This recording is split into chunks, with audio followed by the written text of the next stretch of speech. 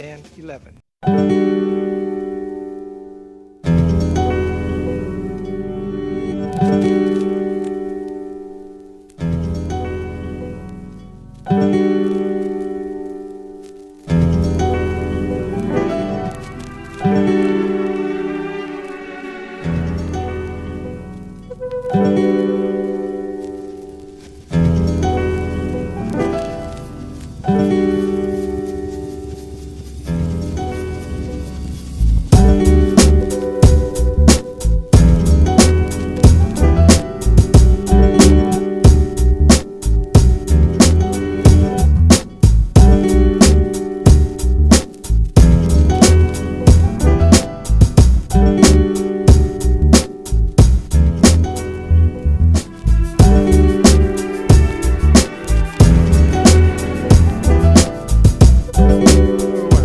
You.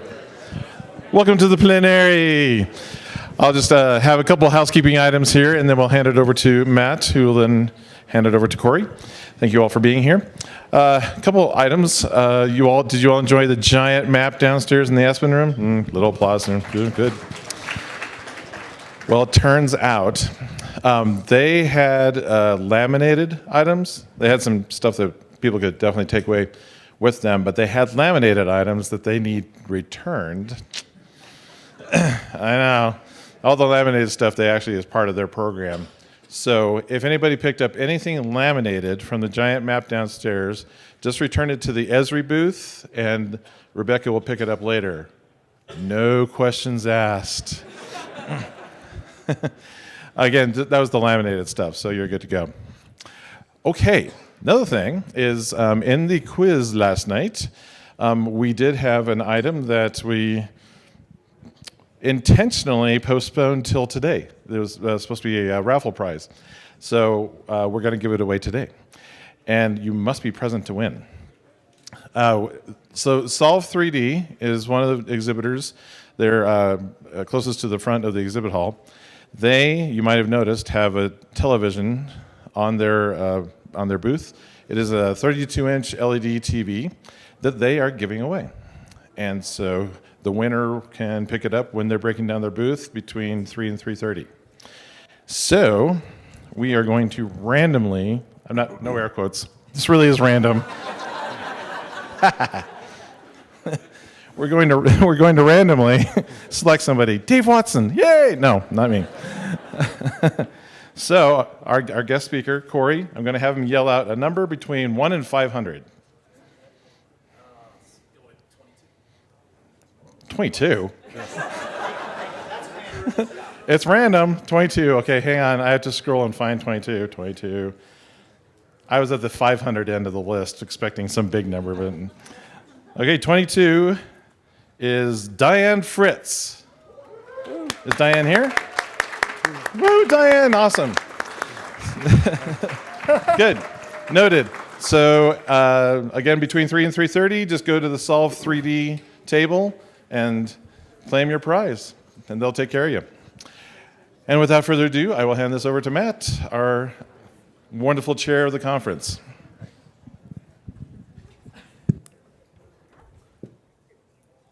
All right, thank you all for sticking with us these 2 days. We do have tours tomorrow. I think there's still spots on the NOAA tour, and I think there's one spot left in the whiskey tour. We did have a cancellation, so if anybody wants to go to Law's Whiskey House tomorrow afternoon about 5:30, yeah, please sign up for that. And I think the Hard Rock Mining Tour has a few spots available too, so don't forget that. Also, if you still want to register for the Career Development Academy, there's still time for that. There's still spots if you want to do some mock interviews or stuff like that. That's downstairs at 2, right after this, in the Aspen room, which is downstairs. If you went to the giant map, it's in that same room. So yeah, just there's a couple good presentations. Anybody can go to the presentations, they're free. But if you want to go to, the whole thing's free. You don't even have to be signed up to the conference to go if you don't want to. But yeah, you can just go down there, and the presentations you don't have to be signed up for. But if you do want to do a mock interview, yeah, make sure you get on the list for that. Okay. With that said, we're pleased to have Cory Reppenhagen here from 9 News, Denver. And a little background on Cory. Cory's a meteorologist and journalist at 9 News, Colorado, and that's KUSA-TV. He's a native Coloradan. He got hooked on severe weather and storm chasing, leading to his career first as a video journalist and then forecasting and reporting on the weather as a meteorologist. At 9 News, Cory is the utility infielder of the weather department, chasing severe weather and storms in Colorado's mountains and plains. So at this time, we're going to welcome Cory to the stage, and we look forward to his presentation.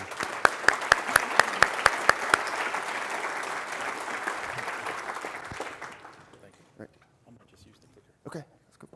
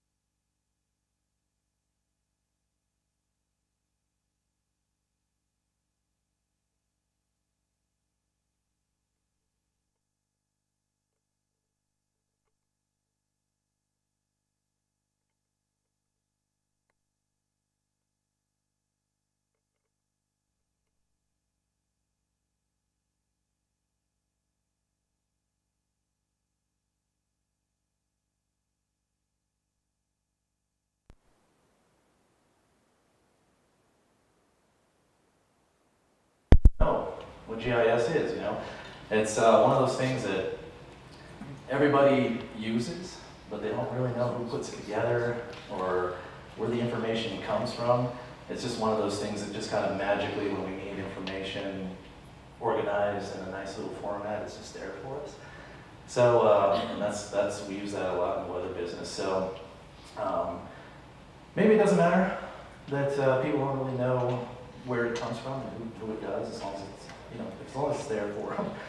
I thought it'd be interesting to just kind of talk about how GIS kind of intersects my life in the local news business. We probably cross paths quite a bit, me and GIS, but I'll just kind of, you know, highlight a few of the more interesting ones, I guess you could say. One of my main duties is now reporter Cory Reppenhagen is live in Nags, tonight he joins us with our Storm Mode team coverage. I'll turn that volume down for you. So one of the main duties as a utility weatherman is just kind of stand in the middle of the storm. That's kind of what I do. That's my main responsibility. And this is me last week here on the somewhere on the beach in North Carolina. I was out there covering Hurricane Florence. The company that owns 9 News, a company called Tegna, they own a bunch of TV stations out on the East Coast, so I often get called in to help them out with their hurricane duties. So I got called out there to help with Florence. This was, I think, the day before she made landfall there. Florence was actually my 24th tropical cyclone that I've covered. I've worked, you know, in some fortunate positions for a storm chaser to end up in, you know, ground zero for a lot of hurricanes. So, you know, I've also standed in a lot of other storms like blizzards and tornadoes and hailstorms. My favorite cloud is a tornado, but you know, I do enjoy a good blizzard. every here and there, or, you know. So one of the more interesting hurricanes that I've covered, we can maybe try to draw some examples about how GIS kind of intersect my life. Hurricane Wilma in October. This 4-engine airplane There's carries Kermit a the Frog. baggage of 79. That aircraft is actually called Kermit the Frog. It's a NOAA P-3 Orion, which the hurricane hunters use to travel into the storms. But this is one of the more interesting storms that I've covered, this Hurricane Wilma in October of 2005. She really wasn't a very big storm yet when I got assigned to this story to head out to the Hurricane Hunter aircraft at MacDill Air Force Base in Tampa, Florida. But she was just about to enter the Gulf of Mexico, and this was just maybe a couple months after Hurricane Katrina hit New Orleans. So the interest was high, and for obvious reasons. So off I went to cover this storm aboard the Hurricane Hunter aircraft. There's Wilma out there. As I boarded the plane, I learned that Wilma had intensified overnight to from a Category 1 to a Category 5 hurricane. It was the most intense, it was the fastest intensification of a hurricane of that magnitude at the time. And I was going to fly right into the eye of Wilma, so, I mean, obviously you guys kind of know me now. I was pretty excited about that. This is actually one of the famous pictures of Wilma. That is the eye of Wilma directly over the island of Cozumel. So this photograph, I've always, when I first saw it, I thought it was really interesting because, you think it's just a visual photograph from, the satellite's visual imager. But, for people that are, more detail-oriented, you look at it and you're thinking, well, that is a pretty clear eye. But I just don't think that Cozumel looks, that's what it would look like from a photograph. So I don't know this for sure, maybe just a really good photograph. But I believe it's kind of the visual image from a satellite capturing the clouds around the eye, and then, just overlaid on some sort of topographical map. So at the time when I saw that at first, I didn't think, oh, wow, that's some interesting GIS. But really, it kind of is, because if it is a topographical map, you just gotta, you can't just throw a satellite image down on a map and say, oh, yeah, look, it's right over Colorado. But, so, it's interesting how we can kind of line these things up. And Wilma had dropped her central pressure to 882 millibars that day, which was she became the most intense hurricane ever recorded in the Atlantic Basin. And Wilma actually still holds that record today. No hurricane has ever dropped below 882 millibars. So it's kind of cool to see an image like that and know that I flew right into the middle of her, which is really interesting. The flight path of a hurricane hunter is, it's a little unusual. I know you've been on some bumpy flights probably over the mountains when there's some convection, and you probably thought that your flight path was kind of like that. But, I didn't save a flight path from Wilma, but this is a flight path from last year, one of the Hurricane Hunter recon flights into Hurricane Harvey.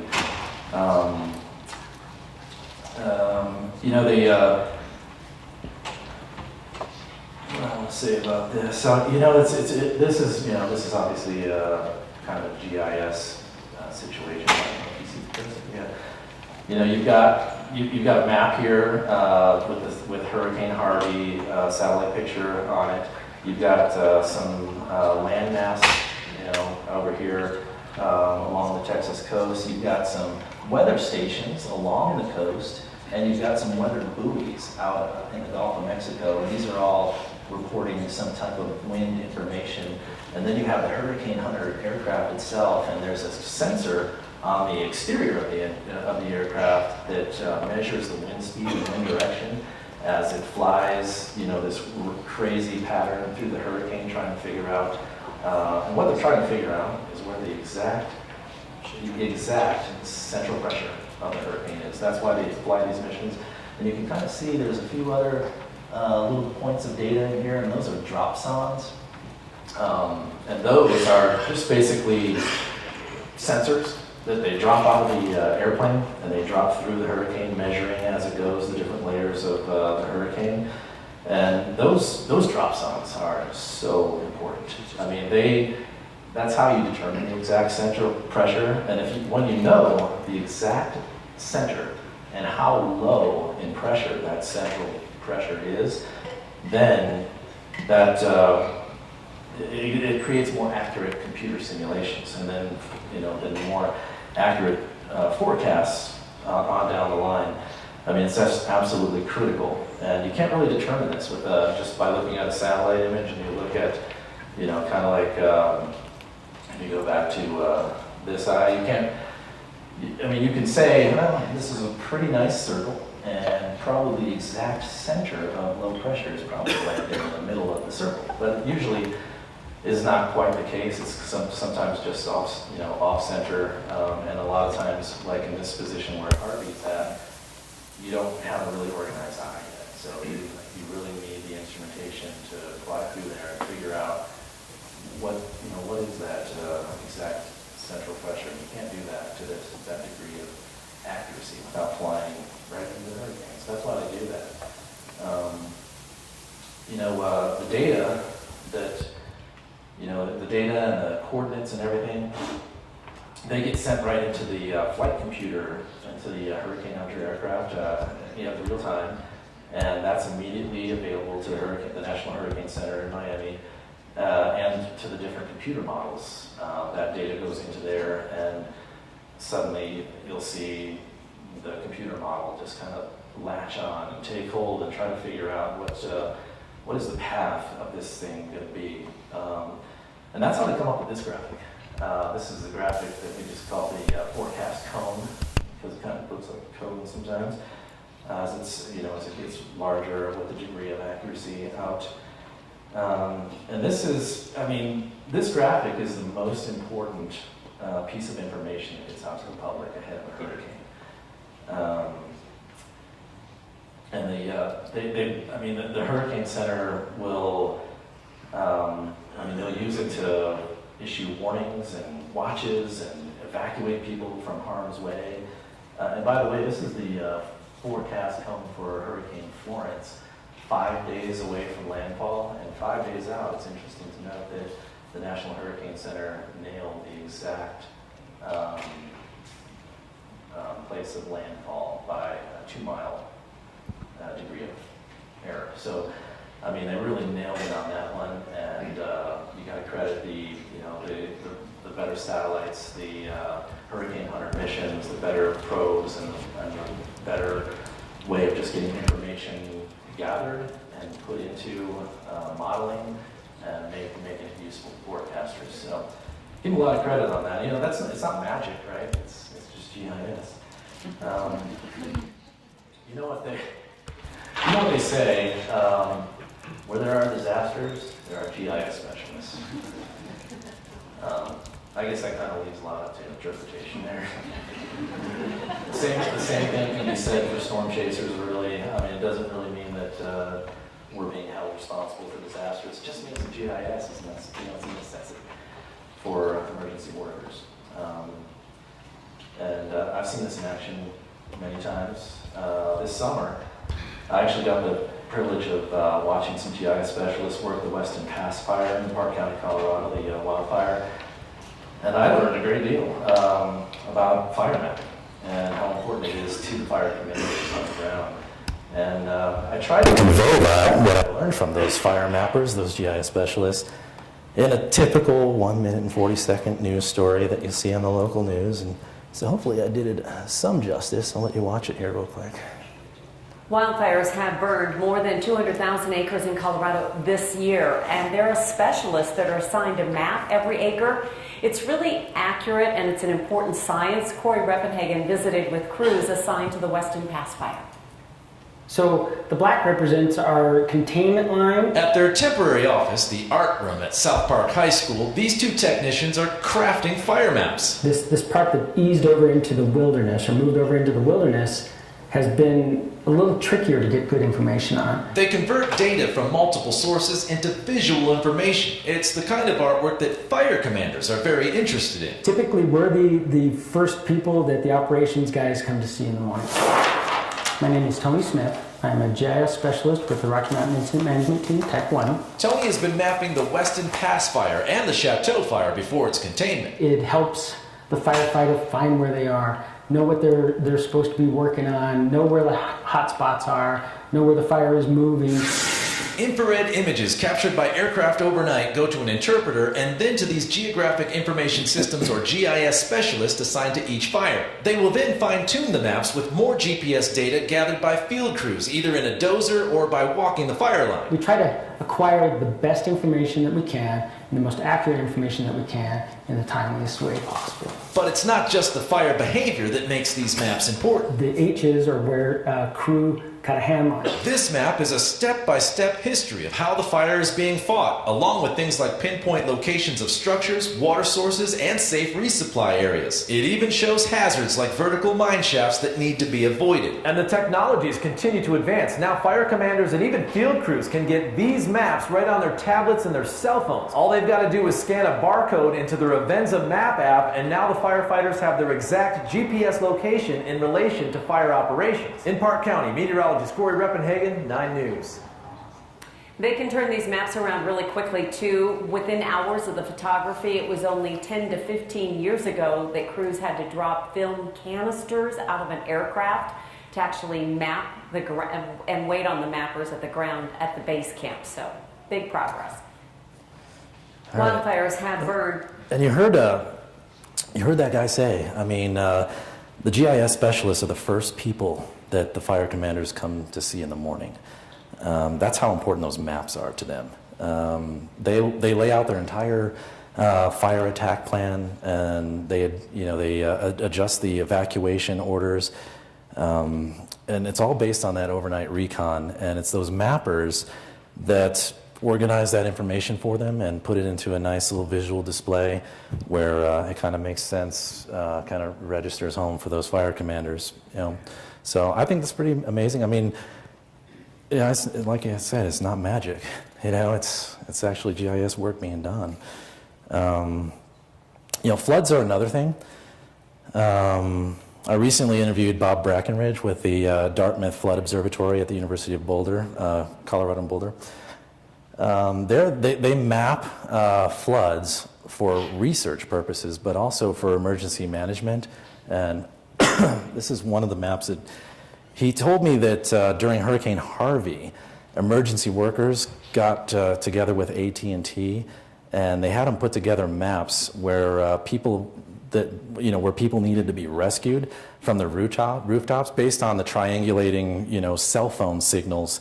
They were able to pinpoint their locations and get the National Guard helicopters out there to make those rescues. And also ground crews were using their maps. This is just one of them, but I mean, they literally made 20 to 30 maps a day, updating the fire or updating the flood there from Hurricane Harvey.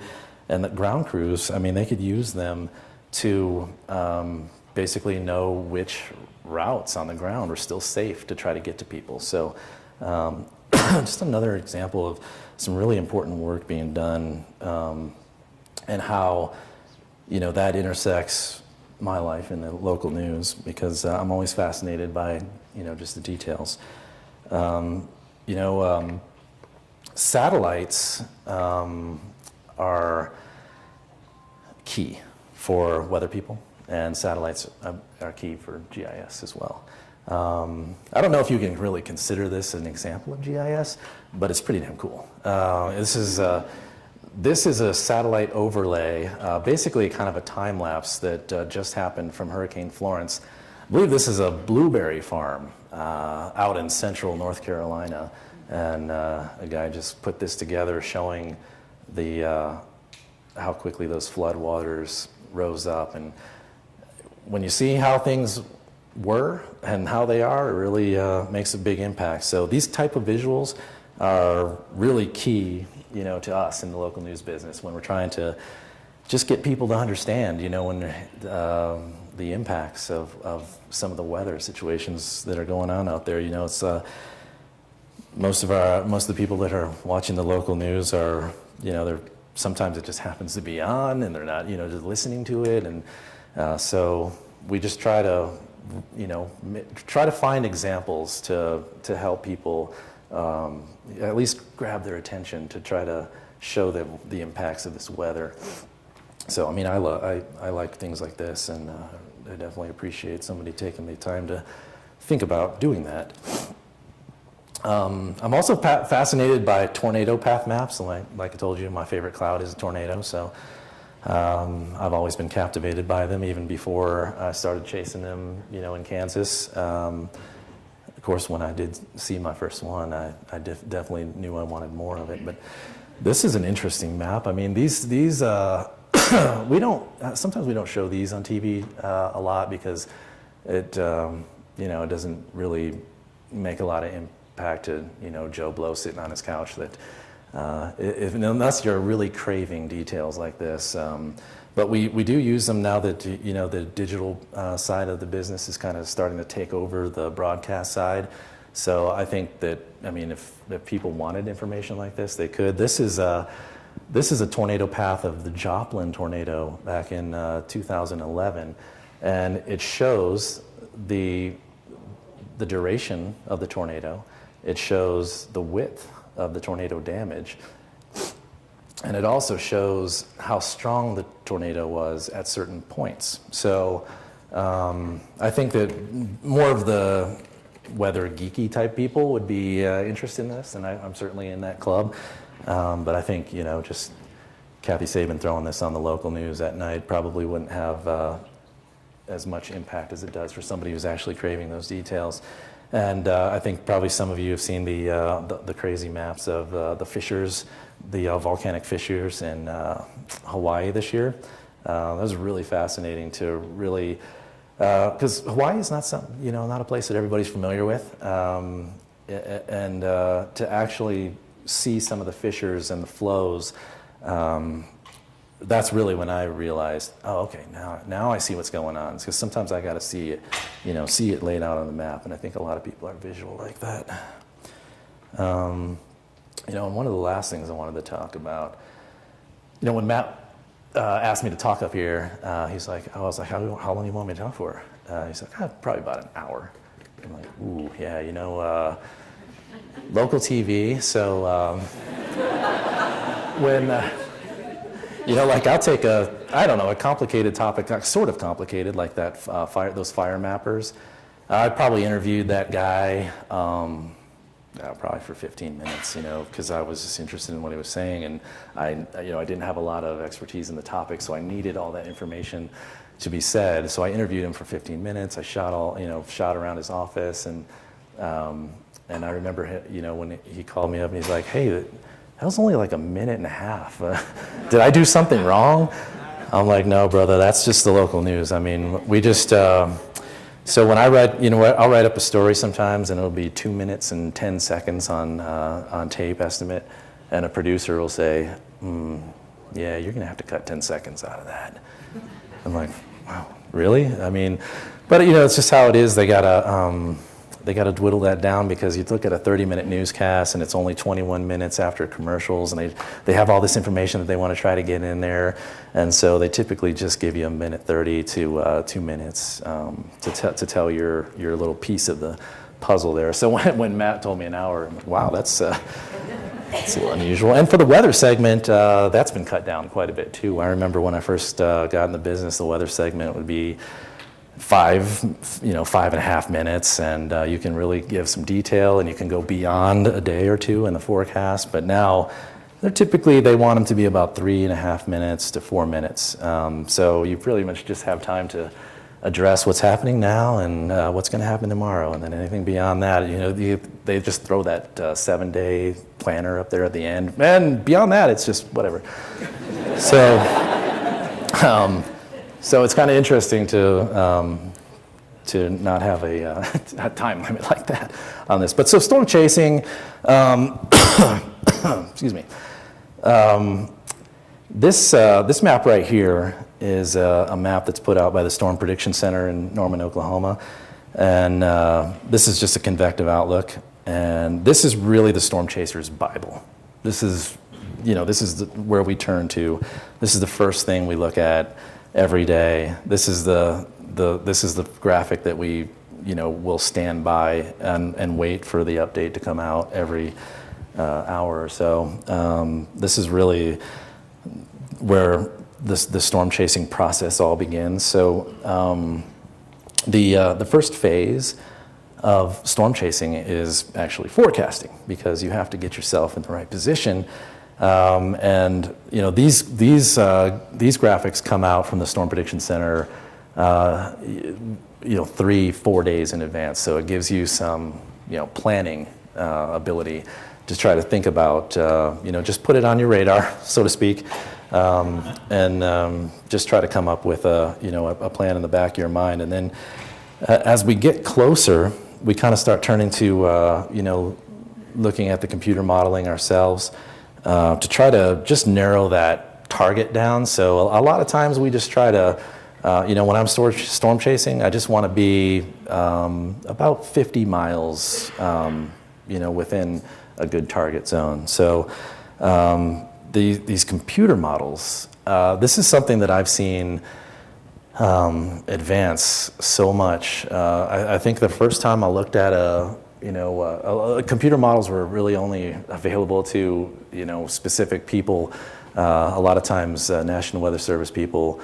But then I remember in about 2004, we started to see some really advancements in computer models, and we could get a whole assortment of computer models at the TV station. In 2004, I was working in Orlando, Florida, and just to be able to forecast a hurricane. I mean, the amount of parameters on these forecast models are just amazing. And this example that I pulled out here is so this would be kind of a springtime severe weather situation here, and I'll use the cursor instead of falling off the stage.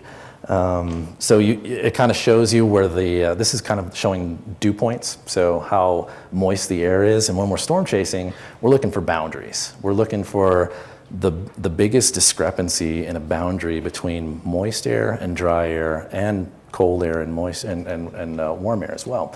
So these dew point maps by the computer models in the springtime are just so amazing to me, because it shows in a nice graphic format where you can get a good visual on this. All the yellows out here is the really moist air, and then you see up in Colorado and the mountains and the southwest, desert area, it's the dry air. And then you see this boundary here. We call this a dry line, and this is where all the action is going to be that day. So I think this is just a moment in time, but on this day, the dry line started early in the morning here in eastern Colorado, and was projected to move towards the east. So honestly, I do remember this day. I remember this is in May, late May. So when the storm chasers saw this, this is something definitely to salivate over. This is, that there's going to be some action, and really it's all about getting yourself into the best position to get the best visual, because I'm a storm photographer, so it's key, because you don't really, the storms are moving 25, 30 miles an hour across the plains, and they don't have to use traffic signals or roads. They just go straight. So you have to kind of get yourself in position. So you start to make a plan, and we'd like to get a target picked out by about 12 to 18 hours out. And I think on this day, we decided to set up here on eastern Colorado, wait for the dry line to start firing thunderstorms, and then just follow them towards the Colorado border. That was about 12. That was the night before that we kind of picked out that target. So felt pretty good about that.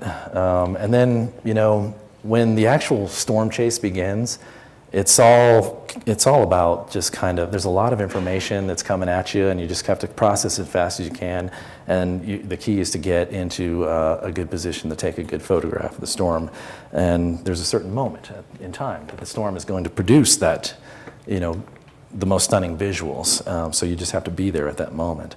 And when the chase is on, it's kind of, it's kind of like, these are two of my favorite apps, of course. Radar Scope here. This is the only app that I actually pay for. This is my favorite app, and I use it every day. And then, of course, good old Google Maps, and then the map books when you are in an area where Google Maps doesn't work because of cell coverage. But we usually got that covered in our fancy little storm truck at 9 News. We call it, it's a broadband hound. If it drives through your town, you start to lose your cell signal. Because it really is, it's a broadband thief, really is what it is. But it's always kind of like on the chase day, it's back and forth between radar, streets, radar, streets, radar, streets, back and forth, update after update, trying to figure out how am I going to get into the best position of the storm to get a good photo, and how am I not going to get run over by the storm, because that's not good, and how am I not going to get cut off where I can't, can no longer chase it down. So in this particular, I believe this was that day. So what you're looking at here is a thunderstorm that just crossed over the Colorado border into Kansas. It has a tornado warning on it, and there's some significant rotation. And what's great about this app, of course, is that it's got your GPS location. This is me here in the little circle. So on a storm that's moving east, the spot where it's going to produce the best visuals is down here on the southern end of the storm. So you kind of want to be in this position, looking at the rotating base of the storm, which we call the mesocyclone. You can see these two little red dots back here. Those are other storm chasers. If a storm chaser has their beacon on this app, you can see them. You can see the other chasers. So these guys, at this moment, when this tornado warning is coming out here, these guys are looking through the rain. So they're probably not going to have the best visual. That's why you kind of want to stay down here on the bottom. And it's all about kind of stair-stepping. So you got to kind of always have an east and a south route. So you can go east and south, east and south, east and south. Or if the storm is moving more to the northeast, you kind of stair-step to the northeast direction. So you kind of, you can kind of see how you're just going back and forth between the radar and the map, and you're always thinking, I spend actually most of my time looking at the map, honestly, because a good storm chaser isn't really a great meteorologist or has some unusual or fancy weather knowledge or instruments. It's really just a good navigator, because you have to constantly be figuring out what my next move is. And at this moment, there was an impressive base here. You can kind of see on this storm, there's a little slot here where there's no rain. That is the inflow. We call it a rain-free notch, or a weak echo region, and that's where the air is going into the storm and creating this rotation. And over here on this side of the screen, you're actually looking at wind velocity, and the greens means that air is moving towards the radar. So, and the lighter greens are faster. So this air coming into the storm is moving very quickly towards the Dodge City radar. And then you see that bright red right up against it. That is air that is moving away from the radar very quickly. So you can see that there is some significant rotation at the bottom of this thunderstorm. And it is that area where I know I need to get if I want to get a really fancy weather picture. So it's always just back and forth between these things. And then of course the prize, what you get here, that storm that we're looking at there did not produce a tornado, but this is kind of what you're after here. Not all thunderstorms will produce a tornado, but when they do, it's really kind of just a miraculous thing to witness. And when that's kind of my goal, is to kind of share that, because a lot of people, I mean, I think a lot of people are interested in seeing things like this. This tornado was in Eads, Colorado, a couple years before that chase that showed there. But I think that a lot of people are kind of interested in seeing this and knowing that it happens out on the plains of Colorado, but they don't necessarily want to fuel up their car with gas and drive all the way out there to maybe get a picture of it. So fortunately, I certainly have the will to do that. And 9 News made a very big mistake when they gave me a company gas card and told me to go for it, because I certainly put a lot of mileage on that thing. You know, and it's interesting, you know, we talked about how many different parameters are on those computer forecast models. I love to look at all of them. You know, it's just, I'll go through every parameter every time an update comes, if you have time. But, you know, a situation like this, I remember this pretty clearly. This day, we had, there were back-to-back very tornadic outbreaks. This was the first day, and this is in Eads, Colorado, and I chased this. This was kind of moving northeast out of Eads, kind of towards the Colorado-Kansas border. And I remember chasing this one down, and there was actually a tornado right before this, which I shot, a smaller tornado, and it lifted, went across the highway near Eads, and as it went into Cheyenne County, it produced this. And I remember this is probably about 7 o'clock in the evening. And I know when you're chasing storms in Denver, the storms move east. So with every step you take, you're making your drive back to Denver a little bit longer. So at some point, you kind of have to figure this out. I mean, after seeing this, I was fairly satisfied that I didn't need to chase any more storms that day. But you know, you'll chase a storm to the Kansas border till about 8 o'clock, and you realize that you have about a 3-hour drive home, 3.5 hours. So you're going to get home at 12:30 or 1, and you know, of course, you got to get the kids up for school in the morning, and you got to be in the morning meeting at 9 News to brief the producers and the managers on that day's, you know, severe weather potential. So sometimes you just don't have time to look at it. It's awesome to have all those parameters, but really what you really need is just more time, I think, and that's the case for everybody. There's, you know, the ultimate prize here is certainly tornadoes, I think. And this is actually a tornado that we caught last year up near the Wyoming border. So this was just at the Colorado-Wyoming border. Colorado averages 50 tornadoes a year. And the last couple of years have been they've been slow tornado years. I mean, this year, we only had 25 tornadoes this year, and 15 of them happened on this one day. It was Memorial Day. So it's been a little sparse, you know, but I think, so one thing that people always ask me, you know, when I'm in storm chaser mode and they know I'm a storm chaser, they're like, man, you guys, you feel bad kind of wishing for tornadoes? You know, they're destructive. But, you know, the answer is pretty easy. I mean, you don't have to wish for tornadoes. They're coming. I mean, whether I'm wishing for them or somebody's praying that they don't come, they're just going to come, you know. They're going to come. I just want to be there when they do come.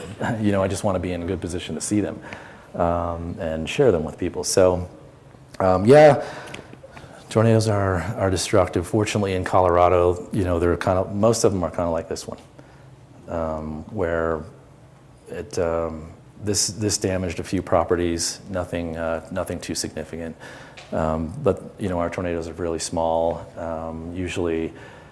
And that's why storm chasers all over the place flock to Colorado. It's because our tornadoes are so visual.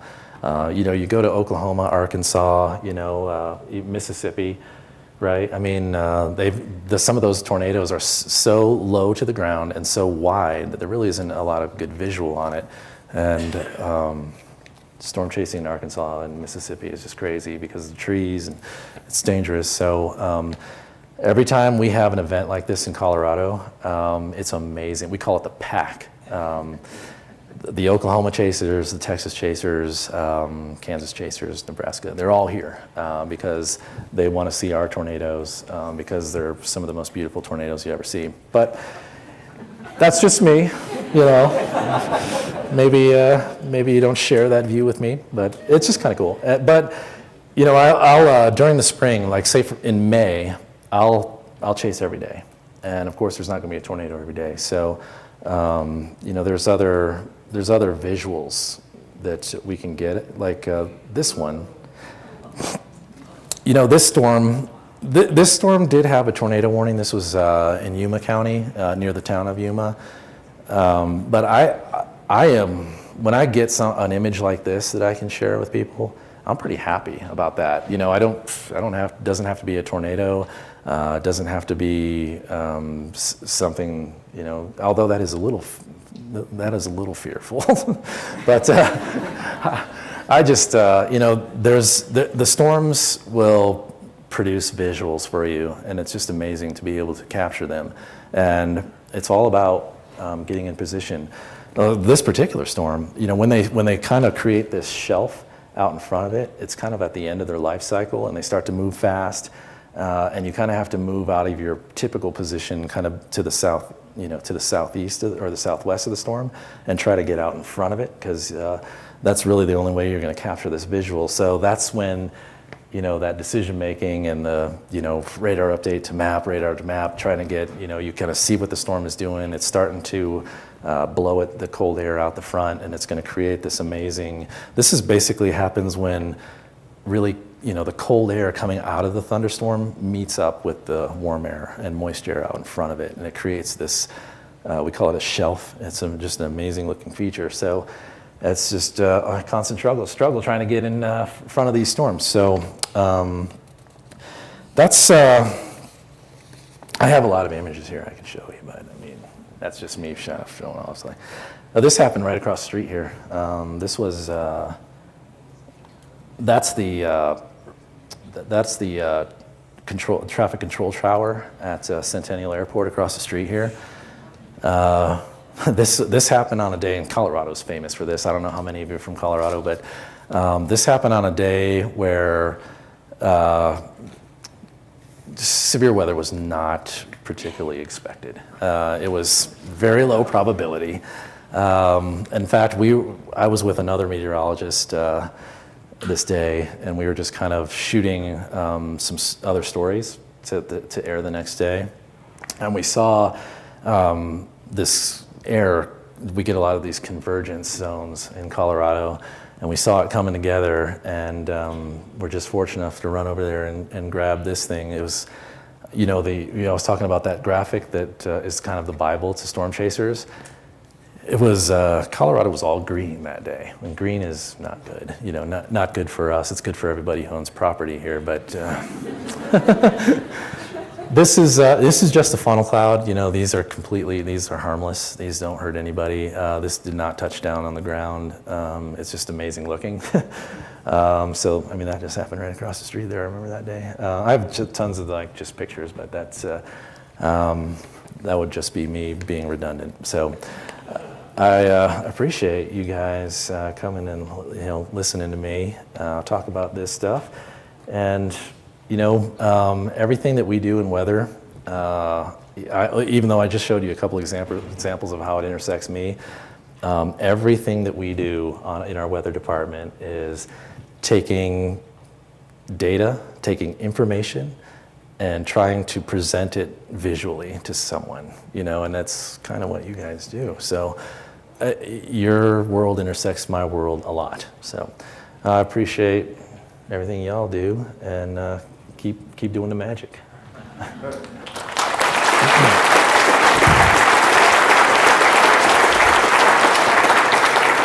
right, thank you, Cory. Do you mind taking a few questions? No, that's cool. Yeah, I'm fine with that. Does anybody want to ask me? Anybody? Okay. Caitlin, one of our PC members. Social media. So you mentioned that we've had fewer tornadoes in Colorado the last few years. Do you suppose that has anything to do with increasing relative humidity and climate adjustment in Colorado? That's the speculation. I don't think it's, so when you're looking at a climate event and a weather event, and 2 years is more of a weather thing, so it's not quite enough information to say climate is affecting this, but it is certainly the speculation, and that's what's going to happen now that we kind of figured out that the climate is going to continue to warm over, continually. We know now we're trying to figure out what type of impacts is that going to have, and we know that warmer air can hold more moisture, so we know that the ability to create larger storms is going to be there.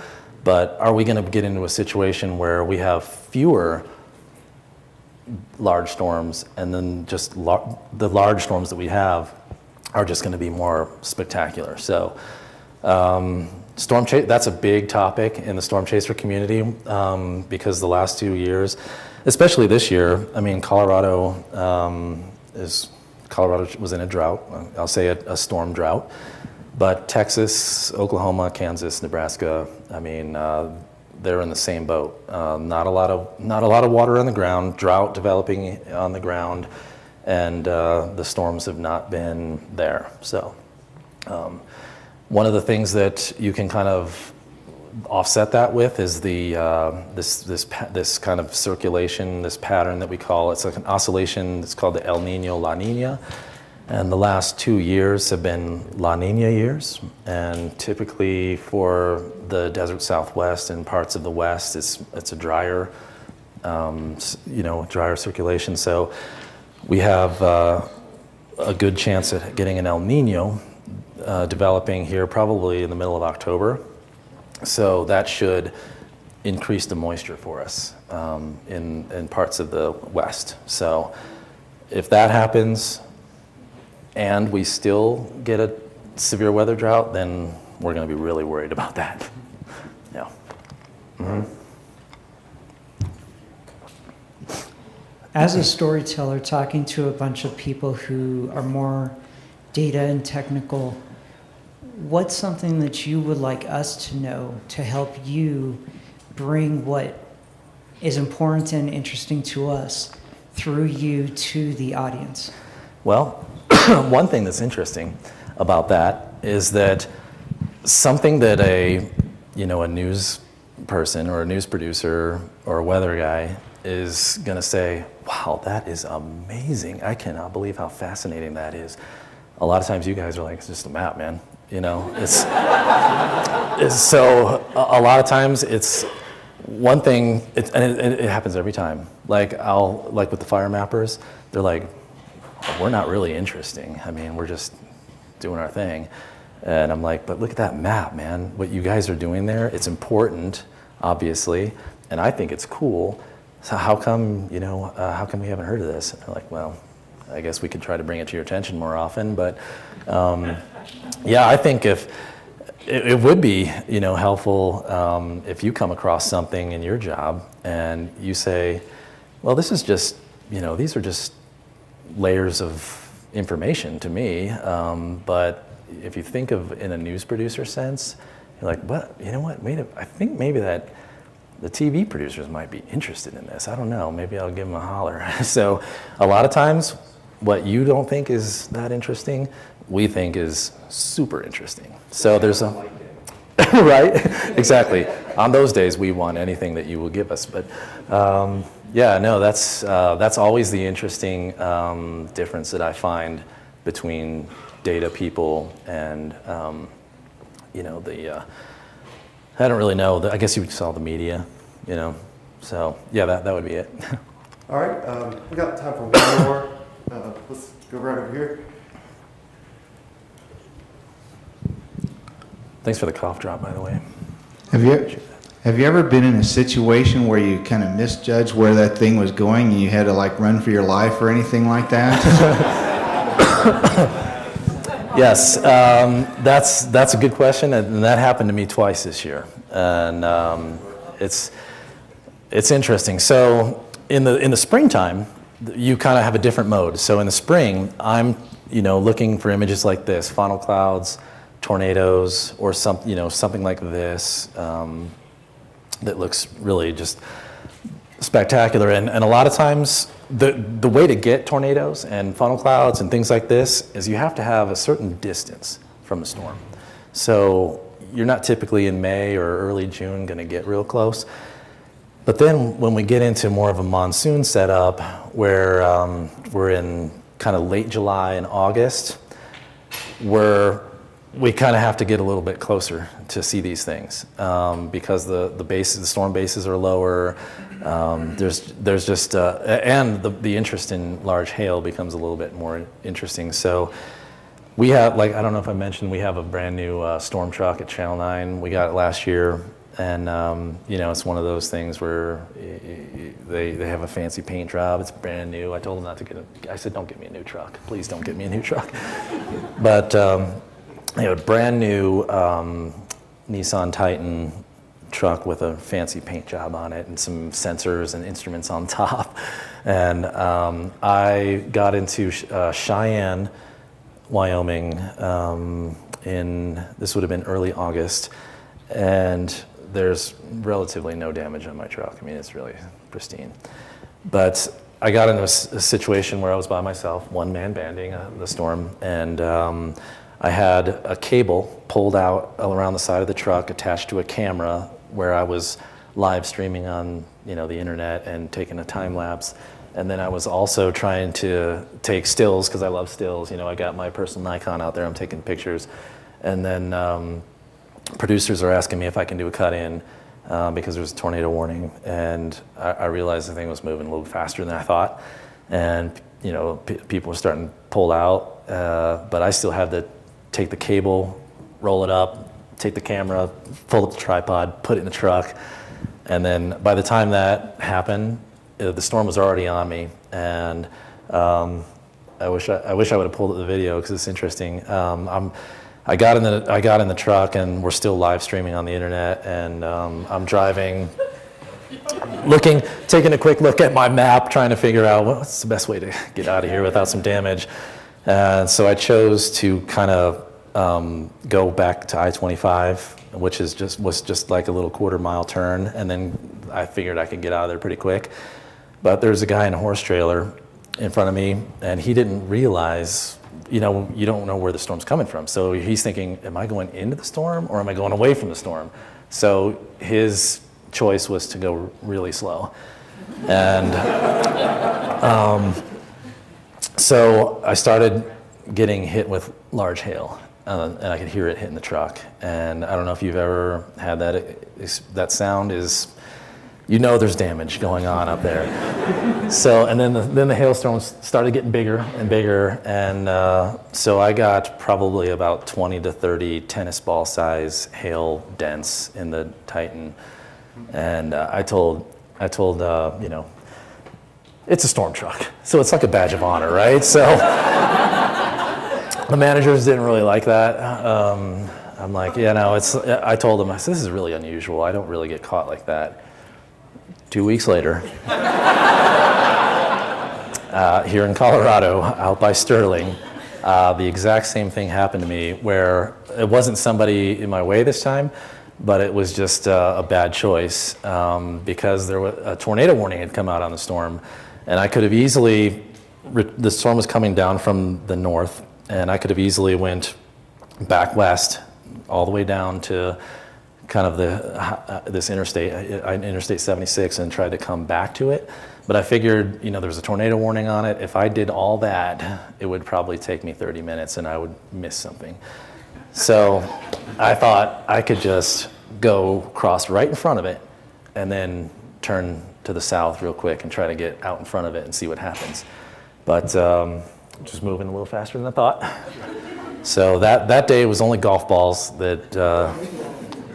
So our storm truck has some new dents on it, and we had a little discussion with the operation, the engineers at my station, and they're like, well, we got to fix this. And I'm like, I just don't think that's a good idea because there's just going to get more. And so finally one of the guys said, well, why don't we do something, why don't we make a big deal about it? You know, next storm season, we can get out some paint markers, and put little, dates and locations and just start a little tradition. And then I don't have to worry about getting caught up in the hailstorm so much. But yeah, that has happened to me. Fortunately, nothing too dangerous. If that storm, if I thought there would be a larger tornado with that storm there near Sterling, I wouldn't have crossed in front of it like that. But in Colorado, I do that kind of stuff. Well, I actually do this. When I am chasing a large storm and I cross the Kansas line or Oklahoma or Nebraska, I'll actually get out of the truck, slap myself a little bit to give myself a wake-up call and say, you're entering a different scenario. So I try to keep mindful of that. All right, thank you, Cory. Let's give him another round of applause. I want to share a quick story before we break. Of course, if you're at the CDA and want to go ahead. But a quick story. It should come to no surprise to any of you that I'm not from around here, as they say. I am actually from the South. I know it's a shock.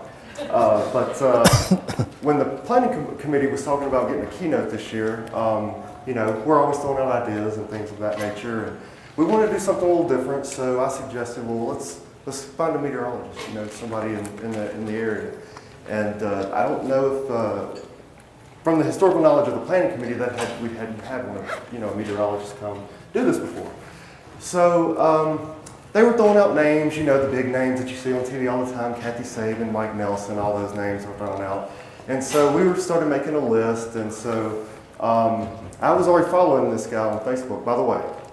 Cory Reppenhagen, meteorologist. Look for him on Facebook. He shares the most wonderful photos and videos. People share, and feel free to share those as well.